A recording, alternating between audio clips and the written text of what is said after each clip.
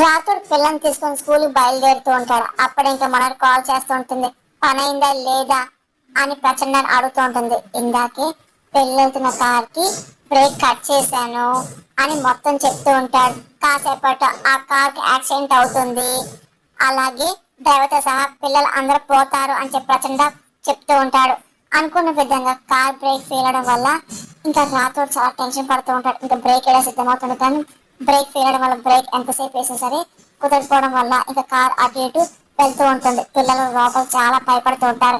ఇంకా రాత్రి చాలా తెలివి ఎలాగైనా సరే కంట్రోల్ సిద్ధమవుతుంటాడు, కానీ ఎంత ప్రయత్నం తన వల్ల కాలేకపోతూ ఉంటుంది. మనవడి అదే పనిగా చాలా టెన్షన్ పడుతుంది. శుభార్త వినడానికి సిద్ధంగా ఉంటుంది. అక్కడికేమో అమర్ పార్దు బాగి తెలుస్తుంది. ఇంకా బాగి ఆటో వేసుకుని బయలుదేరుతుంది. ఈలోగా ఇంకా అమర్ పార్దుతో కలిసి వస్తూ ఉంటాడు. ఇంకా రాత్రి కార్ని అదే పనిగా చేస్తూ ఉంటారు. అయినా సరే పిల్లల్ని కాపాడుకోవాలి అని చెప్పి బాగి ఒక పక్క, పార్దు అలాగే అమర్ కూడా ప్రయత్నిస్తూ ఉంటారు.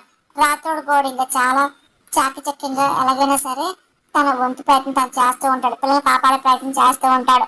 ఇంకా కార్ మరీ స్పీడ్గా పోనీయకుండా ఎలాగైనా కంట్రోల్ చేయడానికి సిద్ధమవుతూ ఉంటాడు. దాని అదే పనిగా బాగి కూడా చాలా టెన్షన్ పడుతూ ఉంటుంది. ఎలాగైనా సరే కార్ కి అడ్డంగా ఆటోని పెట్టాలని చెప్పి అనుకుంటుంటుంది. ఇంకా అమర్ కూడా అదే పనిగా ప్రయత్నిస్తూ ఉంటాడు. ఇంకా ఏం చేయాలి అర్థం కాదు, పిల్లలు చాలా భయపడిపోతూ ఉంటారు. ఇంకా మనవరు ఇంకా అదే పనిగా టెన్షన్ తో గదిలో తిరుగుతుంది. ఇంకా యాదమ్మ మనవరిని గమనిస్తూ ఉంటుంది.